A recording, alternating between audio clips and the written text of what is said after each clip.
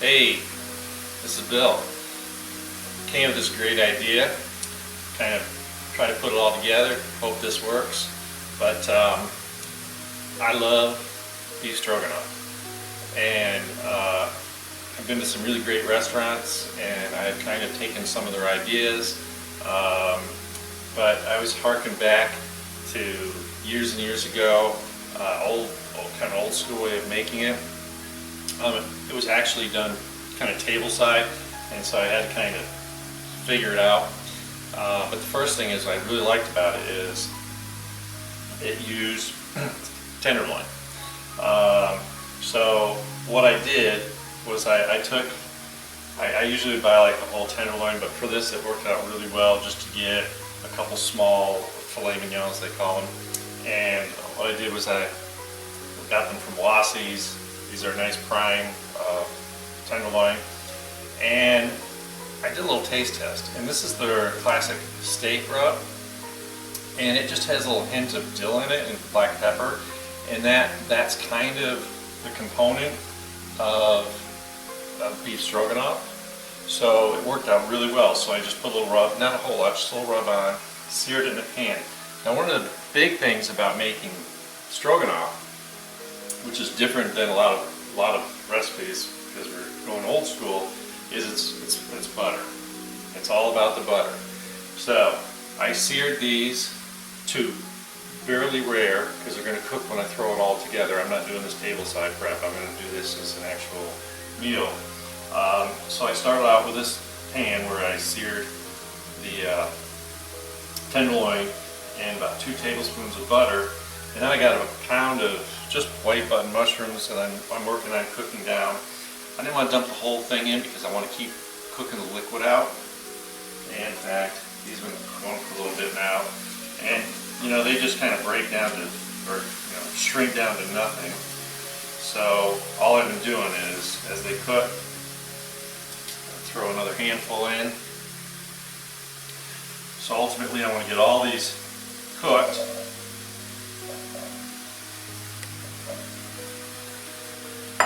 And this bowl was really full because that was a whole pound. And I like them quartered. I think there's, I don't know, it just, sometimes you just slice and they kind of fall apart. So quartered is my preference. Obviously, if you want to buy the pre-cut sliced in the store, that'll work too. Just make sure you get enough because, you know, there's not a whole lot of filling stroganoff, so you definitely want to get enough mushrooms in there. Okay, make sure this is cooking. So the next thing I've done is I've cut up some of the tenderloin, and I wanted to leave one out here so I can show you. So basically, I just want to cut some fairly thin slices.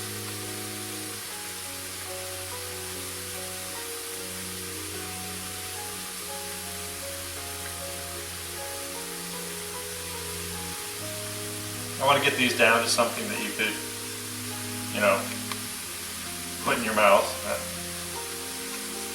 chew on. Of course, this will melt in your mouth. It's like butter.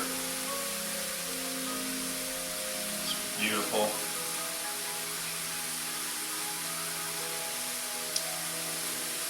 And try to cut yourself. That's my motto.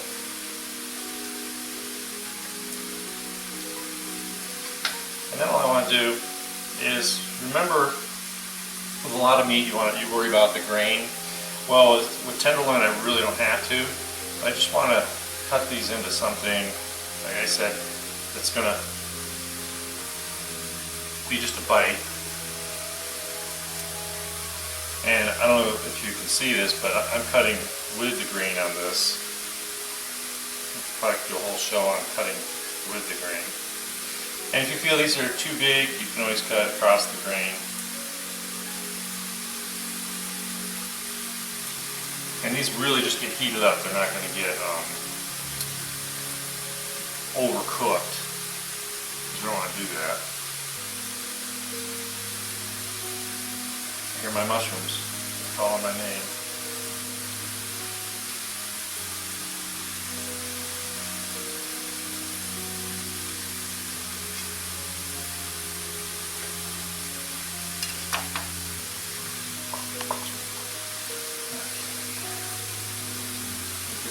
mushrooms in here.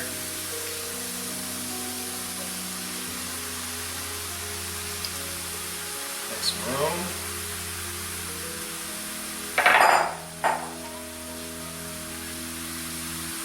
Make sure these are happy.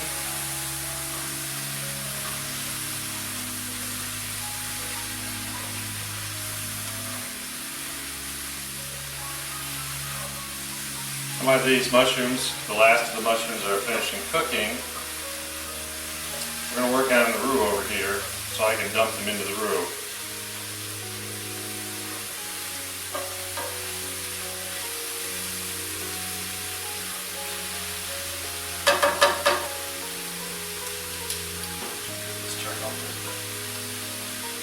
So this is kind of a fun thing. It's all about flavor. It's very simple. We don't want anything really overpowering. It's just great, pretty easy. I think I've simplified it from being a really difficult kind of pain in the neck, fancy restaurant kind of a meal to a, yeah, I could do that. I could make that at home. You do it ahead of time. Now, because 99% of the world likes to serve their stroganoff on rice, I'm going to do that. But I also will tell you, and I think I mentioned it when I did my hamburger stroganoff, is that I serve it on pasta too. You can do whatever you want. But I did have some rice, so I'm going to do rice for this. So we can stay to that classic way.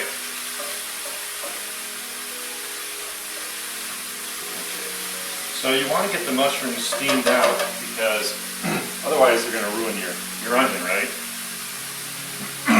So now I have a pretty good size red onion that I sliced real thin. I'm going to throw in here. Just work on getting those mixed in here.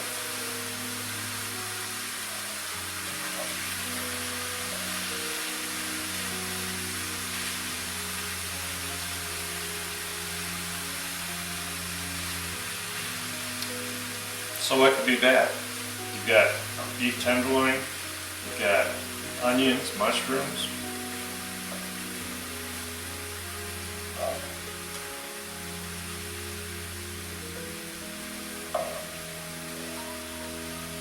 A lot of people do it the other way around. They think that if they cook, they want to get the onions started before they put the mushrooms in. I prefer to do the mushrooms first and then throw the onion on top. I like the flavor of onion, so I don't necessarily want to destroy it. I'm going to let this finish up.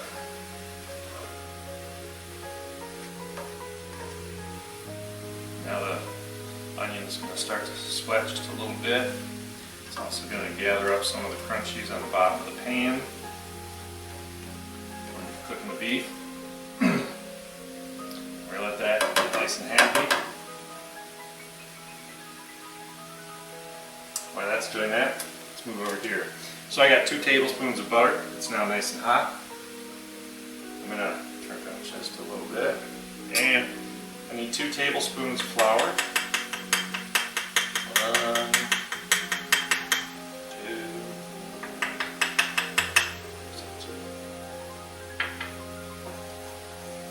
And we just want to stir this, mix this together.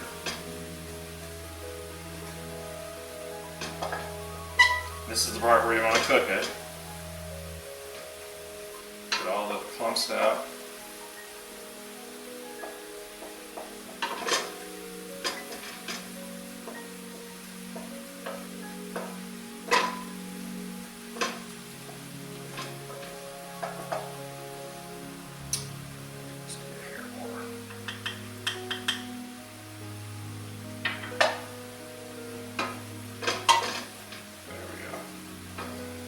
That's perfect. So now I got a cup of half and half. I'll start drizzling in here. It's going to instantly thicken. So we just kind of, and I turn down the heat, so we're going to let this kind of cool it down a little bit.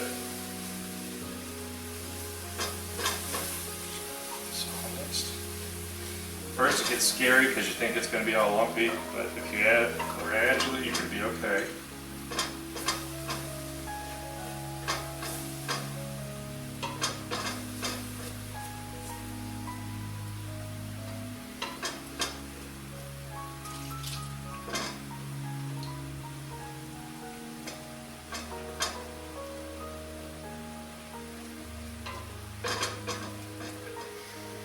This is just basic, you know, making a roux 101.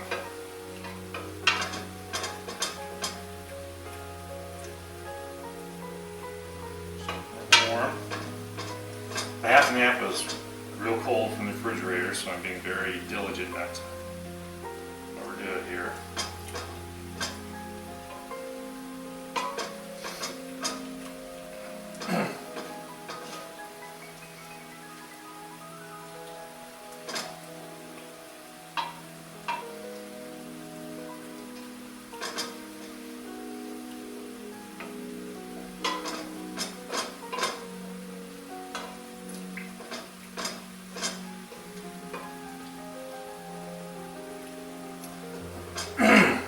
This is a good thing to practice because you can just use flour, butter, and milk. All items are cheap. And if you're nervous, you can always do it with a whisk. Get yourself a decent balloon whisk. You'd be surprised how really easy this is to do.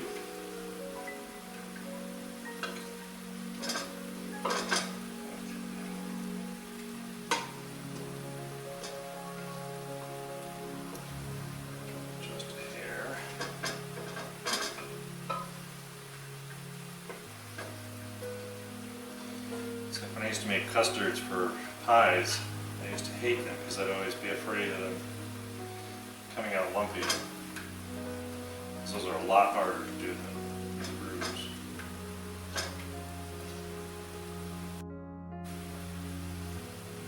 Nice creamy. And if you have this mastered, you can do anything. I mean, this is how you make gravy.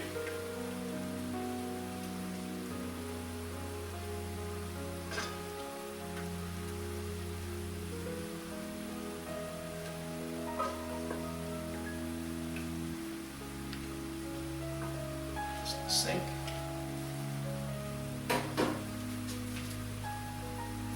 So that was a cup of half and half that I poured in here. I started with 2 tablespoons of butter, added 2 tablespoons of flour. This pan holds its heat for a long, long time. So I want to turn it down. And we'll move over, check on and see how the onions and mushrooms are doing.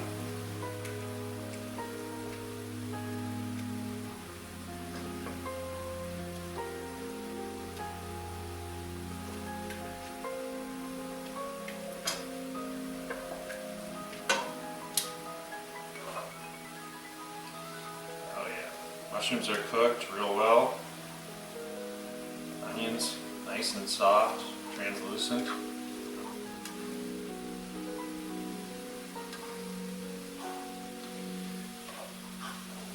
I can turn this down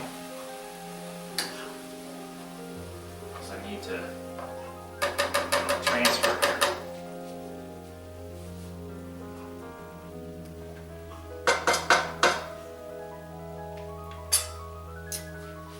I'm going to attempt to get this put in here.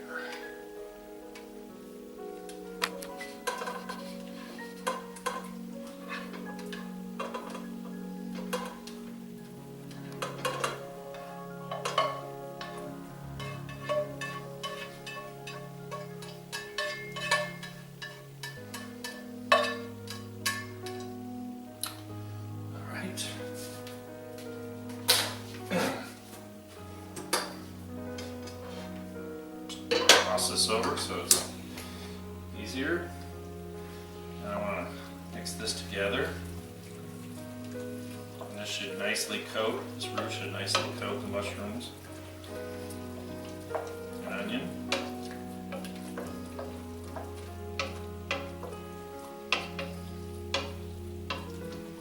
Okay. So now we need some flavor. This dish needs lots of flavor. I need some ground pepper. This is white pepper. The only reason that people use this so it doesn't leave black flecks, which isn't a big deal, but it's a little milder. So that's why I like using white pepper in here. Burner's still really hot from cooking.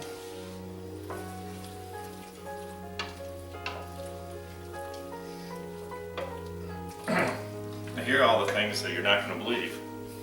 First of all, yes, Worcestershire sauce goes in like all these things, especially beef things.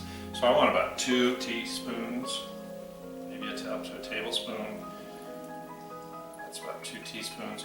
And you can tell because it's really going to change the color of the roux. And you can smell it. Yeah, that's plenty. That was less than a tablespoon, that's fine.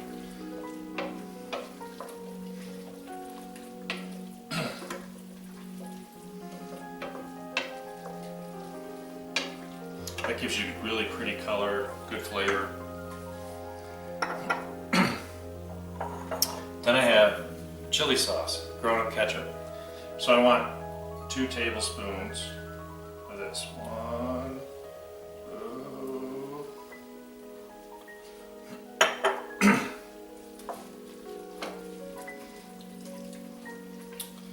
That's going to give it some beautiful depth. You're going to get the tomato from it, a little vinegar from it.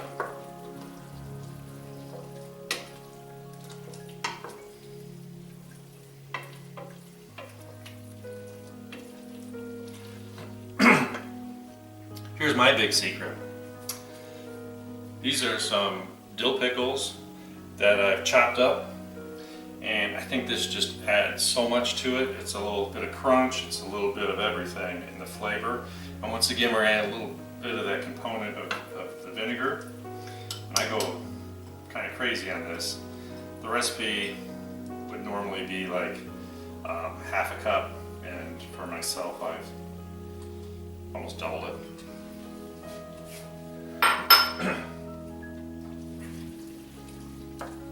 People, when I tell them this, they always look at me kind of funny, and they try and they're like, "Yeah, that's a really good idea."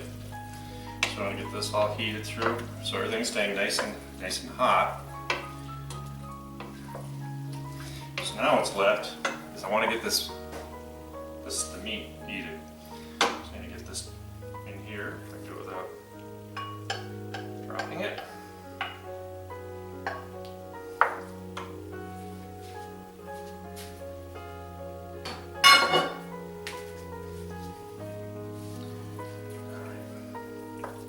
This is where the meat's going to really get flavored. Everything's going to kind of come together. Once again, we're not making soup.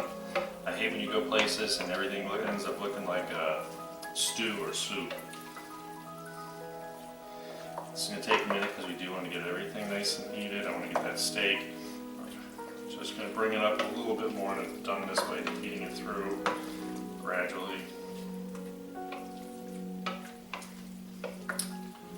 And I'm not getting a whole lot of dill out of this, so last but not least, I have about a teaspoon of dill I'm going to put in here.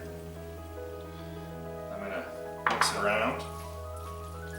And yes, you can use fresh dill. I just wasn't feeling like worrying about that today. And definitely everything's looking great.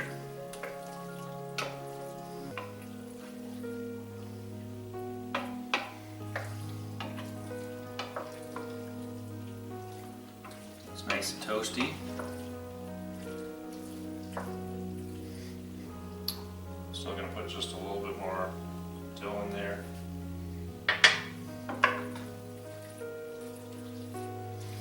You can always add more, you can't take away. So lots of times in recipes I'll put like, on the recipe it says 2 teaspoons of dill. I always add about half, stir it, check it out. Sometimes when it heats through, it really becomes much more pungent. And like I said before, that depends on the age of the spices you have. And plus, you know, if the dill pickle was really dill, you know, and these are pretty common pickles. So this is really where I want it. Everything's mixed together.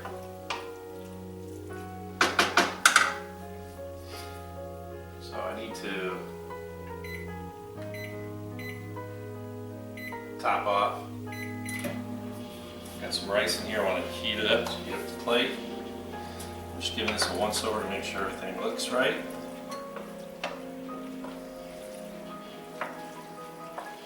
That's looking great.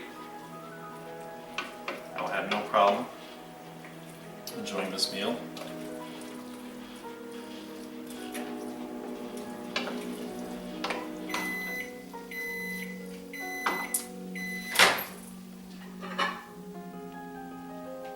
I heated this before, so I just want to top it off. And it makes the plate kind of warm. That's what I like about some of these old school plates. They actually probably could explode in the microwave, but I use low setting. It makes the plate nice and warm. All right, now let's not forget. Now I get to turn off the heat. And I want to put probably half a cup of sour cream in here. Because after all, I think that's what Stroganoff's all about. And I'm going to actually set it aside so we don't, because the burner does get kind of toasted. Just want to toss this in here.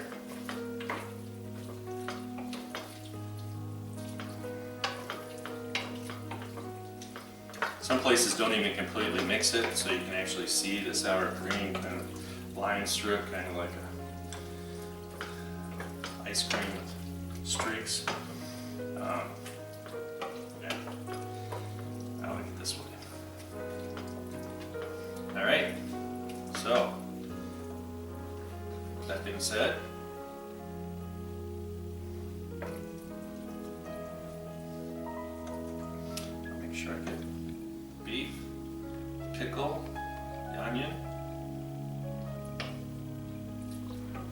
some mushrooms over here in the corner.